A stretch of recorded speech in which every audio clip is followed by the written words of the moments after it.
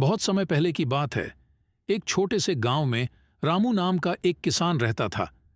रामू बहुत ही मेहनती और ईमानदार था। उसके पास एक छोटी सी जमीन थी जिस पर वह अपने परिवार के साथ खेती करता था। उसकी खेती में धान, गेहूं और सब्जियां उगाई जाती थीं। रामू का परिवार बहुत ही साधारण था, लेकिन उनके चेहरे पर हमेशा मुस्कान रहती थी। रामू के 3 बच्चे थे, 2 बेटे और 1 बेटी। बच्चे भी अपने पिता की तरह ही मेहनती थे और खेती में उनका हाथ बटाते थे। रामू की पत्नी सुमित्रा भी खेती के काम में उनकी मदद करती थी। वह घर का काम भी संभालती थी और बच्चों को पढ़ाती भी थी। एक दिन गांव में बहुत बड़ा सूखा पड़ा।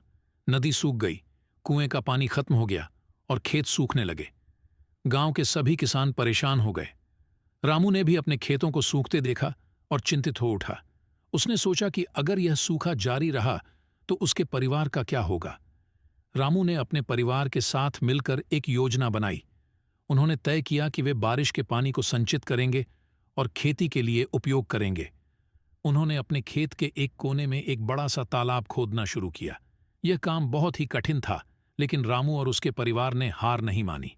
कुछ ही महीनों में उनका तालाब तैयार हो गया और फिर एक दिन जब बारिश हुई तो उनके तालाब में पानी भर गया। रामू और उसके परिवार की मेहनत रंग लाई। उन्होंने तालाब से पानी निकालकर अपने खेतों को सींचा और फिर से खेती शुरू की। उस साल रामू के खेतों में बहुत अच्छी फसल हुई। उनकी मेहनत और समझदारी ने उन्हें गांव का सबसे समृद्ध किसान बना दिया।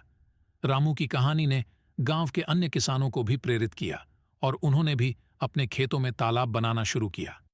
रामू की कहानी यह सिखाती है कि मेहनत, समझदारी और एकता से किसी भी मुश्किल का सामना किया जा सकता है।